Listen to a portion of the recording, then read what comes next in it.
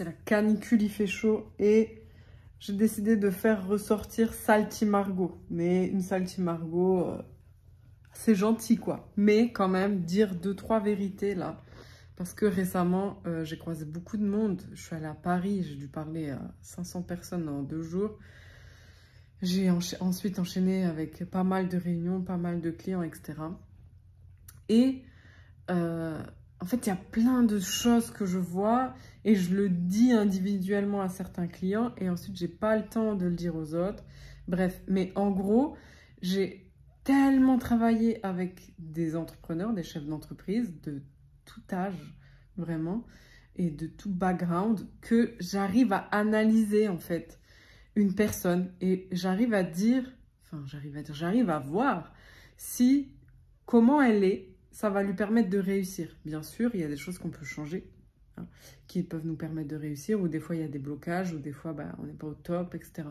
Mais en gros, souvent, tu vois, donc dans cette vidéo, je vais te dire vraiment ce qui revient le plus, bien sûr, il y a d'autres choses, etc., blablabla, mais ce qui revient le plus, et j'ai beau le répéter, j'ai l'impression que ça rentre jamais. Donc, Salty Margot, hein. Tu connais Salty Margot. Si tu es un peu de mauvaise humeur, tu regardes pas. Si tu as envie qu'on te caresse les cheveux comme ça, tout soyeux, etc., tu regardes pas. Si tu as envie d'un joli truc bien léché en mode start-up parisienne, tout va bien, tu regardes pas non plus. D'accord? C'est pas ici. Moi, je viens de sortir du sport, tu vois. Je suis sur mon canapé, il fait 30 degrés. J'en peux plus, tu vois. Alors qu'on est en Suisse, moi, je suis venue pour les montagnes, les gars. Bref, voilà. Donc, on va parler de ça. Bon, je me suis redressée quand même. Donc, déjà, il faut savoir que cette vidéo, elle ne s'adresse pas à tout le monde. Je vais te dire, j'ai analysé ces personnes, mais je dois te dire aussi de quelles personnes je parle. Donc, les clients qui viennent à moi, donc ceux avec qui j'ai l'habitude d'analyser, c'est des entrepreneurs qui ont déjà une entreprise. Et ils ont une entreprise dans le service, ok? Et ils font un bon chiffre d'affaires, mais bien sûr, pas assez pour eux. Je veux dire, ça marche avant moi. Ils n'ont pas besoin de moi pour, tu vois, vendre à la base. Mais par contre, c'est des gros boomers dans le sens où ils ne savent pas vendre en ligne. Ils ne savent pas attirer les clients à eux. En gros, quand je dis sans rien faire, je mets des guillemets, mais c'est-à-dire sans activement aller chercher des clients. C'est-à-dire que c'est soit du bouche à oreille, soit ils doivent aller dîner avec des clients pour avoir, ou soit aller à tu sais, des colloques, des conférences, des salons. Bref, ils ne savent pas attirer des clients sans être actifs dans leur recherche de clients. Donc, ils viennent à moi parce que moi, je sais faire ça avec le contenu, avec les systèmes en ligne. On met ce qu'il faut en place pour qu'ils attirent des clients sans activement faire toutes ces conneries-là. Donc, tu vois, c'est quand même un profil de personne assez particulier et mes clients, ils se ressemblent du coup. J'ai remarqué qu'il y a plusieurs choses qui coincent chez ces gens. Déjà, premièrement, c'est des gens intelligents. Donc, c'est bien éduqué, bien bon cerveau, bonnes études, voilà, tu vois. Et ils pensent que vouloir vendre, ou en tout cas montrer qu'on veut gagner de l'argent, montrer qu'on veut vendre, montrer qu'on veut closer, quoi, tout simplement, tu vois, ils pensent que c'est mauvais, tu vois. Ils vont pas me le dire comme ça, parce que, voilà, c'est plus subtil. Mais ils vont me dire, ouais, mais moi, je veux pas de closer. Ouais, mais moi, je veux pas trop que ça fasse promotionnel, ni trop marketing, tu vois. Ils ont une peur d'être jugés dans le fait où ils veulent gagner plus. Ils veulent faire plus de mailles, tu vois. Donc, il y a un truc comme ça, ils n'assument pas. De eux à eux, ils sont très clairs. Hein. Alors là, c'est très clair de eux à eux, mais ils ont peur. En réalité, tout le monde s'en fout que tu veuilles vendre. Parce que si tu as une entreprise, déjà, tu es catalogué comme tu veux vendre. Hein, voilà. Donc, rassure-toi, tout le monde pense déjà que tu veux vendre. D'ailleurs, on devrait même assumer le fait qu'on veut vendre. Quand tu as un bon service, bien sûr que tu veux le vendre, tu vois. Donc, genre, relax. Personne te calcule. Tout le monde sait déjà que tu veux vendre. Ça sert à rien de vouloir calfeutrer ça, ça marche pas déjà. Donc c'est le premier truc.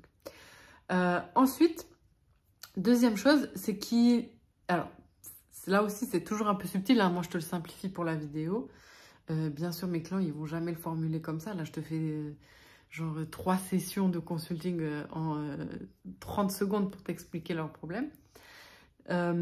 Mais deuxième truc qui revient, c'est voilà, je veux pas être visible, je veux pas faire du contenu, les réseaux sociaux, c'est pour les influenceurs débiles, les vrais business ne sont pas sur les réseaux sociaux. Moi, je suis chef d'entreprise, je suis pas guignol sur les réseaux sociaux. Bref, voilà, on a compris, tu vois. Et la majorité de mes clients, ils viennent à moi, ils ont 0 contenu, presque 0 présence en ligne. Alors j'en ai qui ont des podcasts, quelques chaînes YouTube mais qui vivotent, un Instagram, ils postent 2-3 photos avec 2-3 trucs inspirationnels, mais voilà, il n'y a pas vraiment de stratégie, il n'y a pas de plan. Des fois ils payent une agence, tu vois, qui leur fait 2-3 vidéos par semaine pendant un mois, mais ils savent pas trop à quoi ça va servir. Ok, ils font du contenu, mais qu'est-ce qui se passe derrière? Enfin, tu vois, bref, c'est un peu, voilà. Et en fait, ils n'ont pas trop envie, tu vois. Donc, c'est peut-être ton cas, hein, si tu regardes. Mais si c'est ton cas, je t'engueule, en fait. Si c'est ton cas, je suis en train de te crier dessus, tu vois. Je suis trop chill en ce moment, j'aime trop ma vie. Alors qu'il y a des dingueries, mais je suis tellement chill que j'ai du mal à m'énerver, d'accord? Donc, je ne veux pas m'énerver, mais je t'engueule. Donc, c'est important, d'accord? Donc, si tu te dis, oui, les contenus, ça sert à rien, ne sois pas, s'il te plaît, ne sois pas Kodak, ne sois pas Polaroid, qui a dit, non, mais la photo argentique ne disparaîtra jamais, on voudra toujours voir nos photos. Ne sois pas le vieux boomer qui a dit, non, mais ouais, l'argentique, ça restera tout le temps. Ou ne sois pas le vieux boomer de Nokia qui n'a pas vu que les gens allaient kiffer l'iPhone. Ne sois pas comme ça, s'il te plaît. Donc, les réseaux sociaux aujourd'hui, ça permet de créer une marque. Parce qu'on passe vraiment d'un mode business où c'était les entreprises qui primaient, maintenant c'est les gens qui priment. Donc les gens vont devenir des business à part entière. C'est plus des business qui vont devenir des gens, c'est des gens qui vont devenir des business. Donc aujourd'hui, les marques, c'est ce qui nous permet, et les marques personnelles évidemment, donc les gens qui deviennent des marques, donc Margot Klein par exemple, c'est ça qui te permet de créer une connexion avec les gens. Et c'est cette connexion émotionnelle, presque des fois personnelle avec les gens qui te permet de vendre. Aujourd'hui, on a besoin, quand on est un business et qu'on veut faire un chiffre d'affaires assez cool, enfin voilà, si tu fais pas 1 million de chiffre d'affaires, honnêtement, avec toutes les charges qui te tombent dessus et qui continuent d'augmenter, tu galères. Hein, voilà, à part si tu es solopreneur ou freelance et que tu es dans un pays à faible fiscalité, mais si tu es un adulte, voilà, que tu as une famille ou que tu as des clients assez importants, tu es forcément en Europe. Je parle pas des États-Unis, etc., mais tu es forcément en Europe. Tu passes pas tout ton temps à Dubaï. Donc forcément, bah, tu payes des impôts, tu as des charges. Donc tu as des salariés, tu as des trucs à payer. Donc si tu fais pas 1 million, honnêtement, dans des pays à forte fiscalité, c'est très compliqué. Hein, voilà. Je sais que ça peut sembler fou quand je dis ça, mais ça ne l'est pas quand tu vois tout ce qu'on paye.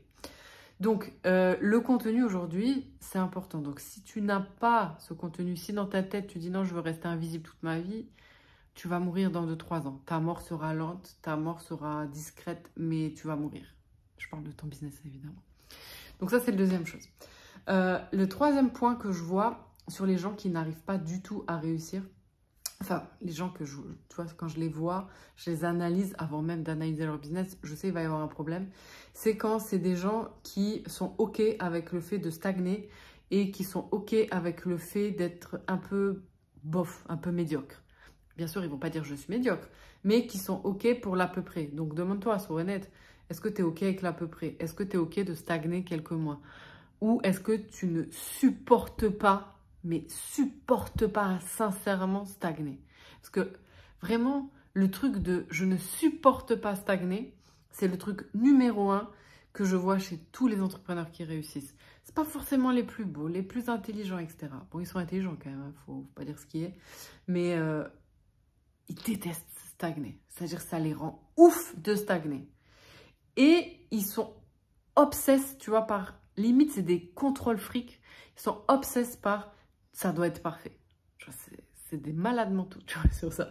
Donc, si tu es OK à faire un contenu bof et que tu vas le publier quand même, si tu es OK avec un texte bof, mais tu vas le publier quand même, si tu es OK avec un employé, un salarié, un freelance bof, mais tu vas quand même travailler avec lui, déjà, tu es dans la merde. Et il y a un quatrième point que je vois aussi, c'est que ils sont paradoxaux, je parle tellement anglais en ce moment, je sais plus trop, mais t'as compris, il y a un paradoxe chez eux, c'est qu'ils sont à la fois radins et à la fois ils investissent beaucoup sur eux. Alors tu vas me dire, c'est antinomique le truc, tu vois, c'est opposé.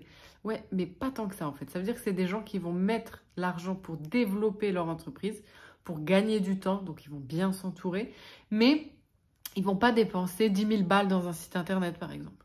Ou ils vont pas dépenser, je sais pas moi, 20 000 balles dans un logo. Tu vois, ils vont s'en foutre. Quand je dis s'en foutre, c'est pas s'en foutre, mais ils vont faire vraiment ce qui est bon pour eux, sans dépenser trop dans des détails, mais bien s'entourer, bien faire les choses pour gagner du temps. C'est-à-dire qu'un logo ne te fait pas gagner du temps.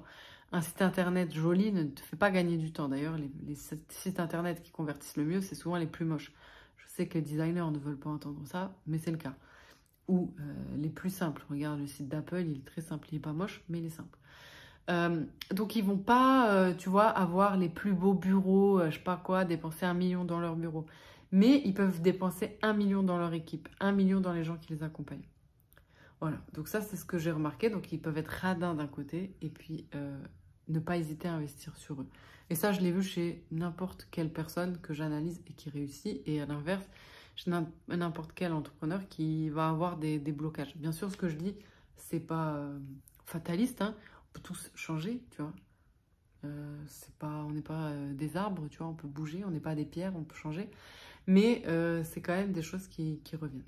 Voilà. Finalement, c'était un Salty Margot très mignon. Hein. Je vais pas crier, vraiment. Je pense que c'est... Voilà. Mon petit glow-up, là. Je ressemble un peu à une Jacqueline. Maintenant, je suis mignonne.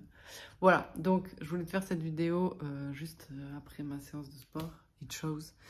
Bon, mon brushing a tenu, ceci dit, mais... Demain, j'enregistre des vidéos en studio, donc voilà, petit brushing. Et voilà, bref. On se retrouve pour une Salty Margot. Peut-être plus salty, parce que là, elle était un peu mignonne. En tout cas, je te dis à très très vite.